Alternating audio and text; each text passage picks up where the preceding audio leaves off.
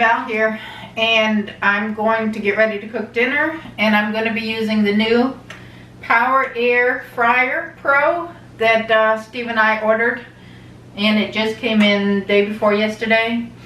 So it came with a cookbook, and I asked Steve to pick a recipe out of the cookbook because I was going to the grocery store to see what he wanted to eat, and he picked like a very basic, easy recipe. Double cheeseburger. Okay, I think I can handle that. I don't know that it's going to put this thing up to too much of a challenge, but let's go ahead and come in here and make this cheeseburger. And it also has a sauce recipe for the cheeseburger. I'm going to go ahead and make the sauce in here too because it sounds really good actually. So I don't eat bread. I'm just not able to eat it. So I'm going to have my double cheeseburger on a bed of lettuce. So that is going to be my cheeseburger tonight. But let's get in. Let's see what this AirFryer will do. This is a Power Fryer by Power Pro. So let's give it a shot. Steve likes the A1 thick and hearty sauce mixed in with his burgers. So I'm going to use what's left in here.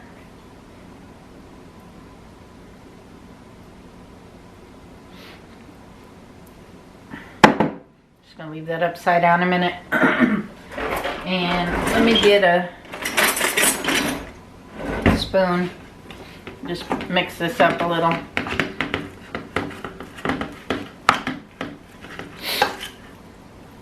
Once I get mixed in a little bit, I'm going to use my hands. I just want the sauce on the meat and not my hands, so.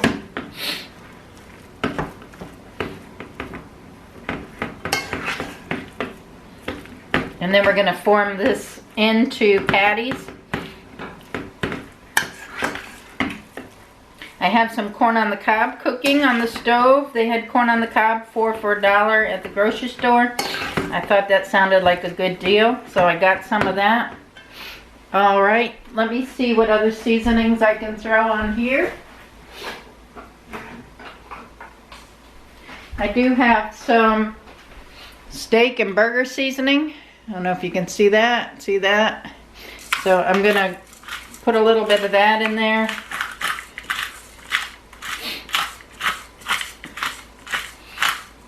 See how that does.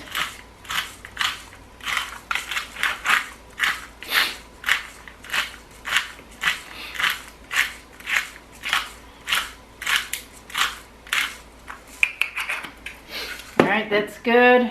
Just see if there's any last drips in the bottle. There we go.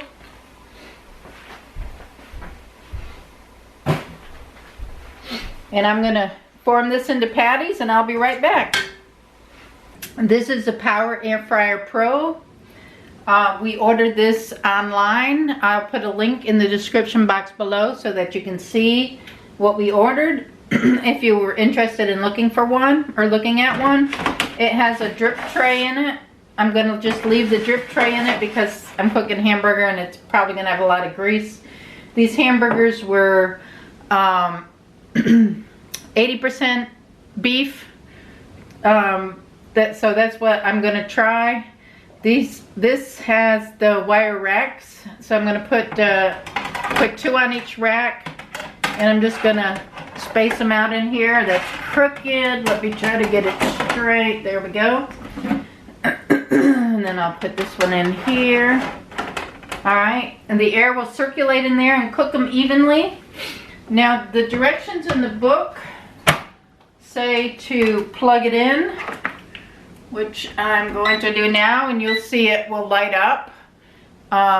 Hope that you see that good. Let me move you over here to get a good look at the front of this. So this lit up, and I think you have to push that button there to get all the dials here, and it says to press the French fry button, which is this one, and it puts it to 400, and then decrease, I guess I have to push it twice. No, 400, and then decrease the cooking time to 10 minutes.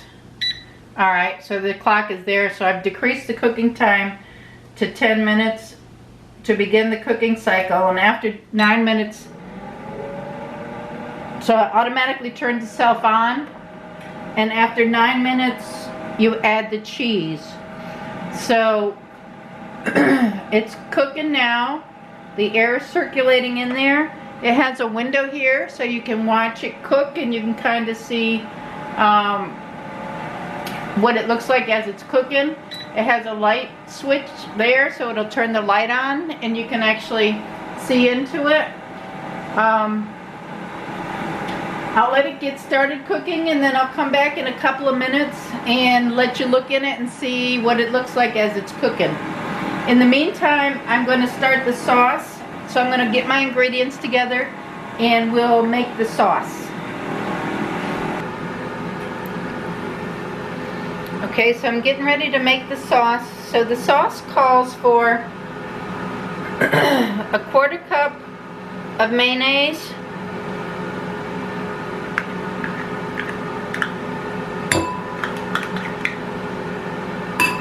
it's calling for 2 tablespoons of ketchup. So this ketchup's almost empty. So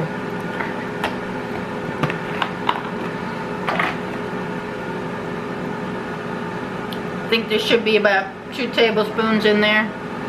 Oh, I'm making a mess. It's always good. It says 1 tablespoon of pickle relish, and I make my own pickle relish. And it's also calling for a 1/2 teaspoon of white vinegar. And my relish has white vinegar in it. The vinegar out of the pickle relish. I like pickle relish. And I know that I'm not measuring this correctly, but hey, it doesn't really matter. Then it's saying a 1/2 teaspoon of honey. So it's a 1/4 cup of mayonnaise, 2 tablespoons of ketchup, 1 tablespoon of pickle relish, 1/2 teaspoon of honey, and a 1/2 teaspoon of white vinegar. We're gonna mix it up. This is called good sauce. Crazy good sauce.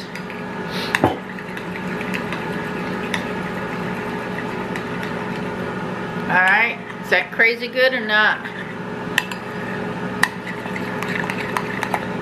That looks crazy good to me. Alright, I'm going to put this in the refrigerator and keep it cool.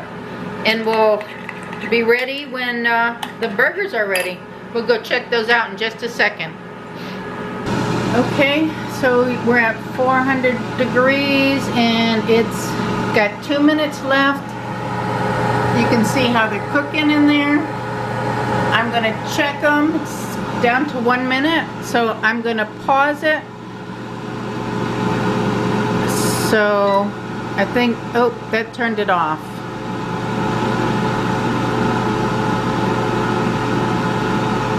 I'm not sure how to, okay.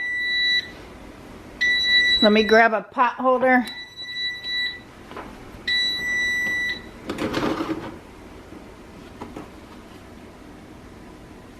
They have a long way to go. For me, they're not cooked enough. No, they got a long way to go. I made these burgers a lot thicker than normal people make burgers because we like our burgers nice and healthy. So I'm going to actually put them in for probably another 5 minutes, 10 minutes, probably 10 minutes. So I'm going to turn it on. I'm going to go to the French fry setting. Go down to another 10 minutes and let it start.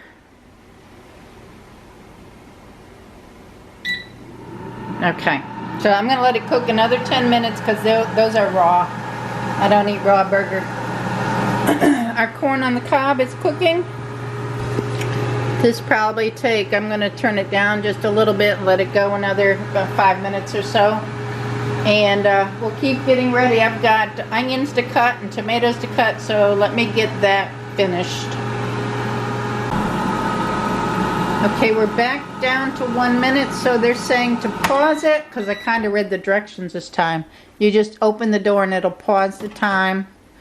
And then, let me, not sure why maybe, no, they're in right. I don't know why it's falling.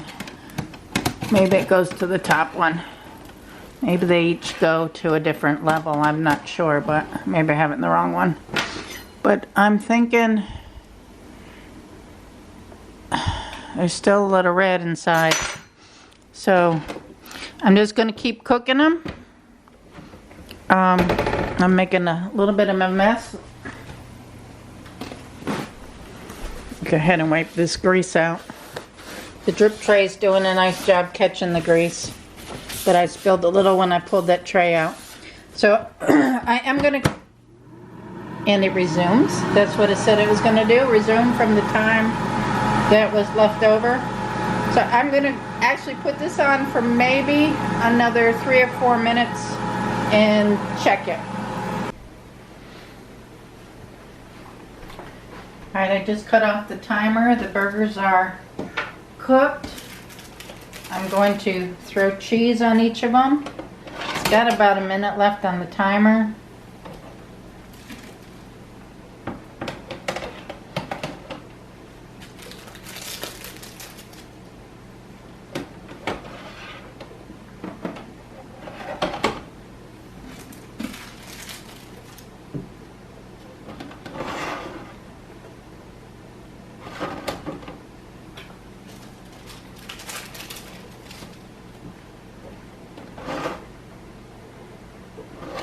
Okay, let's finish it up and melt the cheese.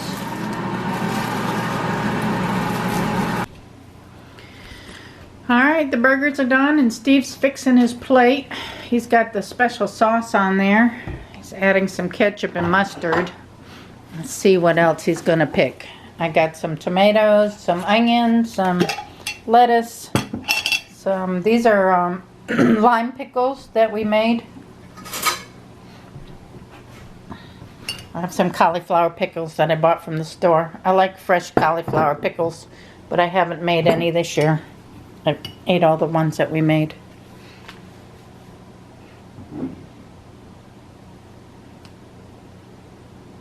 Let's see how this AirFryer did on the burgers. And how he likes the sauce. Did you try the sauce? I have not tried the sauce. Probably going to taste it with the ketchup and mustard on there. You might though.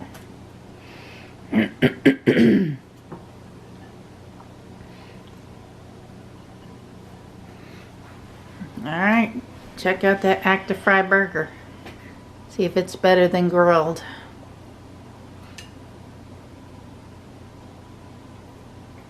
Is it cooked through? Is it moist? It's good. Is it good? Yep. Very good. How's the sauce? Can you taste the sauce? Can't taste the sauce, but the burger's good. Alright, well give us a thumbs up. Subscribe if you're not subscribed and you want to. And we're going to do some more recipes in the new AirFryer oven. So stay tuned to the channel. I'll put a link to the unit in the description box below. Thank y'all.